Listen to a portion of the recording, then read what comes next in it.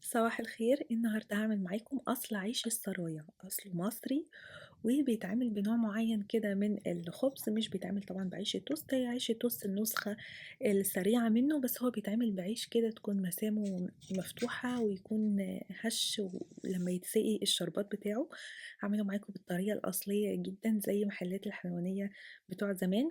ويلا على طول نبدأ ونشوف محتاجين ايه. أول حاجة هعملها العصيدة أو بديل محسن الخبز، علشان هو عيش قاسي، فالمفروض نحط فيه محسن، بس عشان أنا عارفة إن هو مش متوفر فهنبدأ إن احنا نعمل عصير. ربع كوباية من المية السخنة عليها ربع كوباية من الدقيق، وهنقلبهم مع بعض ونحطهم على نار واطية جدا، ومجرد ما بس ما يختلطوا مع بعض كده هنطفي النار، وبتبقى عجينة ملزقة زي ما انتوا شايفين كده.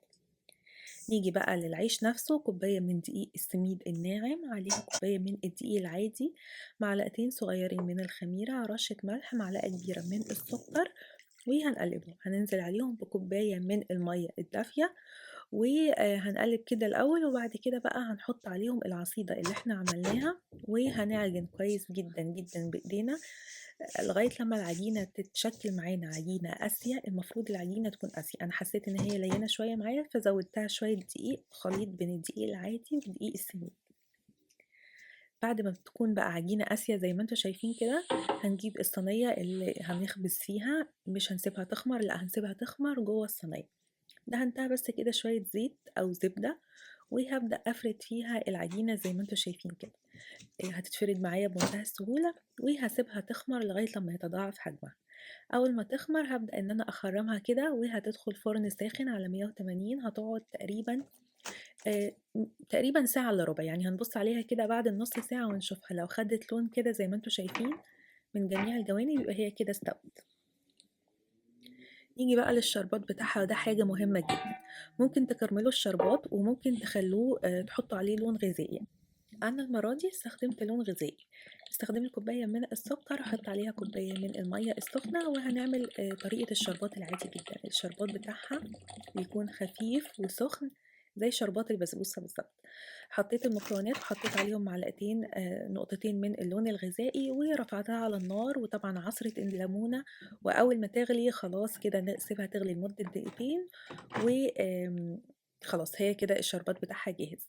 هنقسم بقى العيش، وممكن تقسموه على 3، أنا قسمته على 2 لأن هو بصراحة قاسي قوي، فصعب إن انتي تقطعيه وتجيبيها يعني تقسميه بيرفكت. فأنا قسمته على 2، بس ممكن لو عايزين الطبقة اللي تحت رفيعة تقسموها على 3. ومهم جدا إن احنا نشيل الحواف، علشان الحواف دي هتمنع وصول الشربات للعيش من جوه. وبعد كده بقى هندلق كمية الشربات، وهغطي عليها زي البسبوسة بالظبط. وبعد كده بقى هبدأ أشيل الزوايد من الشربات، هيكون العيش اتشرب كل الشربات وبقى ونفش كده شوية، وبقى جوسي جدا من جوه. المفروض الأصل فيها إن هي بتتزين بالقشطة الطبيعية، ونظرا ان هي مش متوفرة عندي بمنتهى السهولة فاستخدمت الكريمة الطبيعية برضو، وخفقتها وحطيتها على الوش كده بعد ما بردت تماما. مهم جدا لو هنزينها بالقشطة او بالكريمة بعد ما تبرد تماما. الاصل فيها بيتحط عليها برضو فستق، فحطيت عليها شوية فستق وشوية ورد، وحلوة جدا جدا جدا. طعمها مختلف تماما عن اللي بتتعمل بعيش التوست. انصحكم تجربوها، لان لو ما جربتوهاش هيبقى فايتكم كتير قوي. الفيديو بتاعي خلص، اتمنى ان هو يكون عجبكم. ما تنسوش تسيبولي في الكومنتس عايزين وصفات ايه تاني. اشوفكم في فصل تاني قريب، وباي باي.